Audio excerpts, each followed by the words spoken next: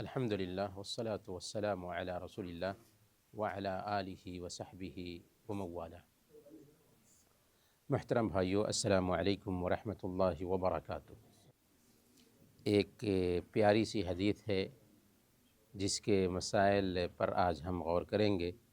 صحیح بخاری اور صحیح مسلم کی یہ حدیث ہے۔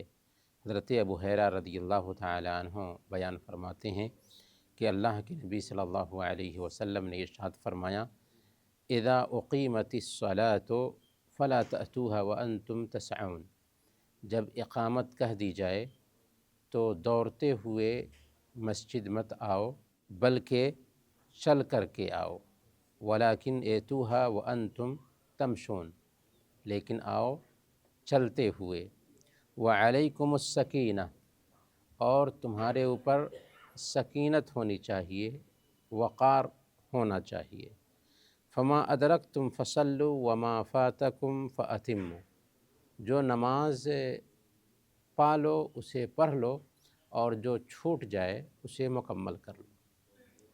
اس حدیث پہ جب ہم غور کرتے ہیں تو کئی ایک باتیں ہم کو سیکھنے کو ملتی ہیں۔ سب سے پہلی چیز، اللہ کے نبی صلی اللہ علیہ وسلم نے کہا کہ جب اقامت کہہ دی جائے تو اس سے پتہ یہ چلا کہ اس میں کوئی حرج کی بات نہیں ہے کہ اقامت سننے کے بعد مسجد کے لیے نکلا جائے، لیکن حرج کی بات یہ ہے کہ اقامت سننے کے بعد نماز کی تیاری کی جائے۔ جب ایک انسان نماز کی تیاری کرتا ہے اور وضو کر کے پورے طور پر اپنے آپ کو فارغ کر لیتا ہے، سنتوں کا اہتمام کرنے کے لیے اپنے پاس وقت پاتا ہے، تو اس کی وجہ سے عجیب طریقے سے اس کی نماز میں خشوع اور خضوع پیدا ہوتا ہے۔ اگر نماز کی تیاری نہ کریں تو خشوع اور خضوع والی نماز کی برکت سے ہم محروم رہ جاتے ہیں۔ دوسری بات جو یہاں پر سمجھ میں آتی ہے کہ اگر اقامت کہہ دی جا رہی ہے اور ہم مسجد کے کسی کونے میں سنت نماز ادا کر رہے تھے تو اس کا کیا حکم ہے؟ اللہ کے نبی صلی اللہ علیہ وسلم نے ارشاد فرمایا، صحیح بخاری کی روایت ہے، اذا اقیمت الصلاة فلا صلاة الا المکتوبہ، جب اقامت کہہ دی جائے تو فرض نماز کے علاوہ کوئی اور نماز نہیں ہوتی۔ تو اس کا مطلب یہ ہوا کہ اقامت سننے کے بعد اب فرض نماز کی تیاری کرنی ہے۔ لیکن چونکہ ہم نماز ادا کر رہے تھے تو اگر ہم امام کو پہلی رکعت میں پا لے سکتے ہیں اپنی اس سنت سے فارغ ہونے کے بعد، تو ہمیں چاہیے کہ اس سنت کو بھی ادا کر لیں اور جماعت میں شامل ہو جائیں، کیونکہ اللہ فرماتا ہے لا تبطلوا اعمالکم، تم اپنے عملوں کو باطل مت کرو۔ دونوں اگر عمل ادا کر لے رہے ہیں تو اچھی بات ہے، لیکن اگر سنت میں لگنے کی وجہ سے فرض نماز کی رکعتیں چھوٹ رہی ہیں تو ہمیں پہلے فرض کو اپنانا ہے۔ اللہ کے نبی صلی اللہ علیہ وسلم نے کیا فرمایا، وَلَكِنْ اِتُوهَا وَأَنْتُمْ تَمْشُونَ، کہ تم دوڑ کے نہ آؤ بلکہ چلتے ہوئے آؤ۔ اس سے پتہ یہ چلا کہ مسجد کی طرف آتے ہوئے میں تیز قدم سے آنا، دوڑ کے آنا، یہ اچھی عادت نہیں نمازیوں کی۔ کیوں؟ اس لیے کہ اللہ کے نبی صلی اللہ علیہ وسلم نے اسی حدیث کے اخیر میں دوسری روایت میں بیان فرمایا کہ ایک آدمی جب نماز کے لیے چلتا ہے تو وہ نماز میں شمار کر لیا جاتا ہے، یعنی جب ہم گھر سے نکلتے ہیں تو ہم نماز میں شمار کر لیے جاتے ہیں۔ جب ہم نماز ہی میں ہیں تو تیزی کرنے کی کیا ضرورت ہے؟ تو اسی لیے تیزی نہیں کرنی چاہیے، بلکہ حدیث میں اللہ کے نبی صلی اللہ علیہ وسلم یہ بھی فرماتے ہیں کہ لم یخط خطوۃ الا رفعہ اللہ بہا درجہ وحط عنہ بہا خطیہ، جب ایک قدم اٹھاتا ہے تو ایک قدم پر اس کا ایک درجہ بلند ہوتا ہے اور اس کا ایک گناہ معاف ہوتا ہے۔ تو ہر قدم پر اس کا ایک درجہ بلند ہو رہا ہے اور ایک گناہ اس کا معاف ہو رہا ہے۔ کتنے قدم وہ اٹھائے گا اپنے گھر سے مسجد تک، گویا کہ ہر قدم پر اس کا ایک درجہ بلند ہوتا ہے اور اس کا گناہ معاف ہوتا ہے۔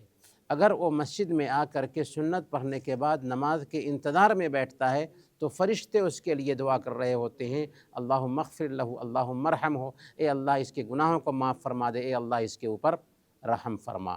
تو یہ ہے عظمت اس انسان کی جو مسجد نماز کے لیے آتا ہے۔ تو اسی لیے مسجد آتے وقت دوڑ کر کے نہیں بلکہ چل کر کے آنا چاہیے۔ تو اب کیا کوئی انسان چھوٹے چھوٹے قدم رکھ کر کے آئے؟ نہیں، چھوٹے چھوٹے قدم رکھ کر کے آنا مطلوب نہیں ہے، لیکن ایک عام چال کے حساب سے چل کر کے آنا چاہیے، دوڑ کر کے نہیں۔ ہاں، اگر ہلکی سی تیزی ہوتی ہے تاکہ ہم جماعت نماز کی رکعت پا لیں تو اس میں بھی کوئی حرج نہیں، لیکن دوڑ کر آنے کی کیفیت یہ ممنوع ہے۔ وعلیکم السکینہ، اللہ کے نبی صلی اللہ علیہ وسلم بیان فرماتے ہیں کہ آؤ تو تمہارے اوپر سکینت طاری ہو، اطمینان سے ہو، سکون سے تم مسجد آؤ۔ کیوں؟ اس لیے کہ ہم نماز کے لیے آ رہے ہیں، اللہ کے گھر میں آ رہے ہیں۔ اگر ہم کو کوئی بادشاہ دعوت دیتا ہے، اپنے پاس بلاتا ہے، تو ہم کس انداز میں تیاری کر کے جائیں گے؟ تو یہ تو بادشاہوں کے بادشاہ کا گھر ہے، وہاں اگر ہم کو آنے کا موقع مل رہا ہے تو یہ سعادت کی بات ہے۔ یہ سعادت سب لوگوں کو نصیب نہیں ہوتی، بلکہ اس مجلس میں بیٹھنا یہ بھی بہت بڑی سعادت کی بات ہے، یہ سعادت سب لوگوں کو نصیب نہیں ہوتی۔ اور اللہ فرماتا ہے وَمَن يُعَظِّمْ شَعَائِرَ اللَّهِ فَإِنَّهَا مِن تَقْوَى الْقُلُوبِ، کہ جو اللہ کے شاعر کی تعظیم کرتے ہیں یہ دلوں کے تقوی، دلوں کی پرہیزگاری کی دلیل ہے۔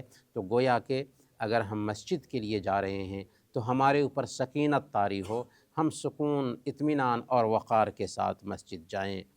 فما ادرکتم فصلوا، جو تم پالو اسے پڑھو۔ اس سے پتہ یہ چلا کہ اگر ایک آدمی مسجد میں آتا ہے تو امام کو جس حالت میں پاتا ہے اسی حالت میں امام کے ساتھ ہو جانا چاہیے۔ اللہ کے نبی صلی اللہ علیہ وسلم نے ارشاد فرمایا فَلْيَصْنَعْ كَمَا يَصْنَعُ الْإِمَامُ، کہ جب تم نماز کے لیے آؤ تو امام جو کیفیت میں ہے اسی کیفیت میں تم بھی چلے جاؤ۔ تو امام اگر رکوع میں تھا اور ہم نے امام کو رکوع کی حالت میں پا لیا تو یہاں پر ایک مسئلہ یہ بھی سمجھنے کا ہے کہ کیا ہماری رکعت شمار کی جائے گی یا نہیں کی جائے گی۔ تو بعض اہل علم نے کہا ہے کہ اس کی سورہ فاتحہ چھوٹ گئی ہے، اس کا قیام چھوٹ گیا ہے، اس لیے اس کی وہ رکعت شمار نہیں ہوگی۔ لیکن محققین و علماء کی اس حوالے سے رائے یہ ہے، شیخ ابن باز، شیخ ابن عثیمین اور دوسرے محققین و علماء، کہ اگر وہ رکوع پا لے رہا ہے تو اس کی رکعت شمار کر لی جائے گی۔ اللہ کے نبی صلی اللہ علیہ وسلم بیان فرماتے ہیں من ادرک رکعۃ من الصلاۃ فقد ادرک الصلاۃ، کہ جو آدمی نماز کی ایک رکعت پا لیتا ہے اس نے گویا کہ رکعت پا لیا۔ تو یہاں پر دوسرا مسئلہ ہمیں یہ بھی سمجھ میں آیا کہ اگر ہم امام کو رکوع سے اٹھنے کے بعد پاتے ہیں، سجدے میں پاتے ہیں، تشہد میں، آخری تشہد میں پاتے ہیں، تو نماز کی جو جماعت کا ثواب ہے اس ثواب سے ہم محروم رہ گئے، کیونکہ ایک رکعت پائیں گے تبھی ہمیں جماعت کا ثواب ملے گا۔ اب سوال یہ ہے کہ اگر ہم ایک رکعت نہیں پا سکے ہیں، جماعت کا ثواب نہیں پا سکے ہیں، تو بہتر کیا یہ ہے کہ امام اگر آخری تشہد میں ہے یا آخری سجدے میں ہے تو امام کے ساتھ مل جائیں، یا اگر کچھ لوگ ہیں تو ان کا انتظار کریں اور امام کے سلام پھیرنے کے بعد دوسری جماعت بنا لیں۔ تو اس حوالے سے شیخ ابن باز کی رائے ہے کہ نہیں، ایک آدمی کو چاہیے کہ امام کو جس حالت میں پاتا ہے اسی حالت میں وہ شامل ہو جائے۔ اور ابھی ہم نے حدیث سنی کہ سنن ترمذی کی روایت ہے کہ اذا اتی احدکم الصلاۃ والامام علی حال فلیصنع کما یصنع الامام، کہ تم میں سے ایک آدمی جب مسجد میں آئے اور امام جس حالت میں ہو تو اس کو چاہیے کہ ویسے ہی کرے جیسے امام کر رہا ہے۔ تو امام اگر تشہد کی حالت میں ہے، آخری تشہد میں تشہد پڑھ رہا ہے، تو ہمیں انتظار نہیں کرنا چاہیے بلکہ امام کے ساتھ مل جانا چاہیے۔ اگرچہ ہم کو ایک رکعت نہیں مل رہی ہے، لیکن امام کے ساتھ پہلی جماعت کے ثواب کی جو اہمیت ہے وہ دوسری جماعت کے ثواب کی اہمیت نہیں ہے۔ اور بعض اہل علم نے کہا کہ بہرحال اس کو پہلی جماعت میں لگنے کا ثواب ضرور ملے گا، تو اس ناحیہ سے اس کو چاہیے کہ وہ امام کے ساتھ مل جائے اور پھر جو نمازیں باقی رہ گئی تھیں ان کو قضا کر لے۔ شیخ ابن عثیمین رحمۃ اللہ علیہ نے یہ کہا کہ اگر وہ دیکھتا ہے کہ امام آخری رکعت کے تشہد میں ہے اور کچھ لوگ اور ہیں جو مسجد میں پائے جا رہے ہیں اور ان کے ذریعہ جماعت بنائی جا سکتی ہے، تو وہ انتظار کر لے اور جماعت سے نماز پڑھ لے، کیونکہ ایک رکعت اگر نہیں ملی ہے کم سے کم تو جماعت کا ثواب اس کو نہیں ملے گا، اور ادھر دوسری جماعت میں جماعت کا ثواب مل جائے گا۔ لیکن راجح قول یہی ہے کہ ایک آدمی کو چاہیے کہ امام کو جس حالت میں پاتا ہے اسی حالت میں لگ جائے، اگرچہ وہ آخری تشہد میں پا رہا ہے۔ یہاں پر ایک مسئلہ اور ہے، کوئی آدمی آتا ہے اور دیکھتا ہے کہ صفیں بھر چکی ہیں اور صفوں کے پیچھے میں کوئی جگہ خالی نہیں ہے، تو اس وقت وہ کیا کرے گا؟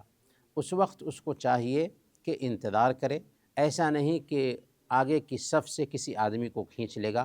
اس حوالے سے جو روایت ہے وہ ضعیف ہے۔ اگر کوئی نہیں آتا ہے اور اکیلے وہ صف کے پیچھے لگ کر کے نماز پڑھ لیتا ہے تو اس کی نماز ہو جائے گی۔ لیکن بہت سارے لوگوں کی عادت ہوتی ہے کہ آگے میں جگہ خالی ہوتی ہے، اس کے باوجود بھی پیچھے میں اکیلے لگ جاتے ہیں، نماز پڑھنے لگتے ہیں۔ اللہ کے نبی صلی اللہ علیہ وسلم نے ایک آدمی کو دیکھا، رأى رجلا يصلي خلف الصف وحده فأمره أن يعيد الصلاة، کہ آپ نے دیکھا کہ ایک آدمی صف کے پیچھے اکیلے نماز ادا کر رہا ہے، تو آپ نے اسے حکم دیا کہ وہ اپنی نماز دہرائے۔ تو اس سے پتہ یہ چلا کہ بغیر عذر کے اکیلے صف کے پیچھے نماز نہیں ہوتی، لیکن اگر عذر پایا جا رہا ہے تو اکیلے بھی صف کے پیچھے نماز ہو جائے گی، اور عذر یہ ہے کہ آگے کی صف بھر چکی ہے اور کوئی دوسرا نہیں ہے جو اس کے ساتھ مل سکے۔ اگر امام سلام سے پہلے سجدے سہو کرے تو نمازی بھی امام کے ساتھ سجدے سہو کرے گا، لیکن اگر امام سلام پھیرنے کے بعد سجدے سہو کرتا ہے، کیونکہ سجدے سہو سلام سے پہلے بھی ہے، سلام کے بعد بھی ہے، اس کی الگ تفصیل ہے، تو اگر امام سلام پھیرنے کے بعد سجدے سہو کرتا ہے تو لاسٹ میں آنے والے کے لیے، کیونکہ اس کو اپنی قضا نماز بھی پڑھنی ہے، تو سجدے سہو اگر امام سلام پھیرنے کے بعد کرتا ہے تو اس سے مطلوب نہیں ہے، وہ اپنی چھوٹی ہوئی رکعتیں ادا کرنے کے لیے کھڑا ہو سکتا ہے، کیونکہ امام سلام پھیرنے کے بعد دو سجدہ کر رہا ہے۔ لیکن سلام پھیرنے سے پہلے اگر سجدہ سہو کرتا ہے تو لاسٹ میں آنے والے کو چاہیے کہ وہ امام کے ساتھ سجدہ سہو کرے۔ اگر ایک آدمی جمعہ کے دن ایسے وقت میں آتا ہے جب کہ امام دوسری رکعت کے رکوع سے سر اٹھا چکا تھا، تو ایسی حالت میں اس کو چاہیے کہ امام کے سلام پھیرنے کے بعد 2 رکعت نہیں بلکہ 4 رکعت ادا کرے، کیونکہ امام کو اس نے دوسری رکعت میں رکوع کے بعد پایا ہے۔ اب جمعہ کی نماز کے بجائے اس کو چاہیے کہ ظہر کی نماز ادا کرے، گویا کہ وہ 4 رکعت پڑھے گا، ظہر کی نماز ادا کرے گا، کیونکہ امام کو اس نے دوسری رکعت میں رکوع کے بعد پایا ہے۔ ایک مسئلہ اور بھی ہے کہ اگر کوئی آدمی آتا ہے اور اس کی نمازیں چھوٹی ہوئی تھیں تو امام کے دونوں طرف سلام پھیرنے کے بعد ہی اپنی چھوٹی ہوئی نماز کے لیے کھڑا ہو۔ بہت سارے لوگ امام ایک طرف سلام پھیرتا ہے کہ وہ کھڑے ہو جاتے ہیں، یہ صحیح نہیں ہے، بلکہ امام دونوں طرف سلام پھیر دے تب اسے کھڑا ہونا چاہیے۔ اللہ کے نبی صلی اللہ علیہ وسلم نے فرمایا وَمَا فَاتَكُمْ فَأَتِمُّوا، کہ چھوٹی ہوئی جو نمازیں ہیں پھر انہیں ادا کر لو۔ تو اسے پتہ یہ چلا کہ ہم نے امام کے ساتھ جو نمازیں پڑھی ہیں وہ نمازیں پہلی ہیں یا بعد کی ہیں؟ وہ نمازیں پہلی سمجھی جائیں گے، سمجھے؟ جو امام کے ساتھ آخری 2 رکعت ہم نے پایا ہے وہ نماز ہماری نماز میں سے پہلی 2 رکعتیں سمجھی جائیں گی، اور آخری 2 رکعت ہم ادا کریں گے اگر 4 رکعت کی نماز ہے تو۔ اگر 3 رکعت کی نماز ہے تو آخری 1 رکعت ہم ادا کریں گے۔ تو گویا کہ امام کے ساتھ جو ہم نے نماز پائی ہے، اگرچہ امام کی آخری نماز ہے لیکن ہماری پہلی نماز ہوگی، اسی لیے جب ہم دوسری یا تیسری رکعت کے لیے اٹھیں گے تو اس میں صرف سورہ فاتحہ پڑھیں گے، کوئی دوسری سورہ نہیں ملائیں گے۔ کیوں نہیں ملائیں گے؟ اس لیے کہ وہ نماز ہماری آخری 2 رکعت بن رہی ہے۔ تو یہ کچھ مسائل تھے جو اس حدیث کے حوالے سے تھے۔ اللہ تعالیٰ سے دعا ہے کہ اللہ تعالیٰ ہم سب کو شریعت کے مطابق عمل کرنے کی توفیق عطا فرمائے۔ آمین و صلی اللہ علی نبینا محمد وعلی آلہ وصحبہ۔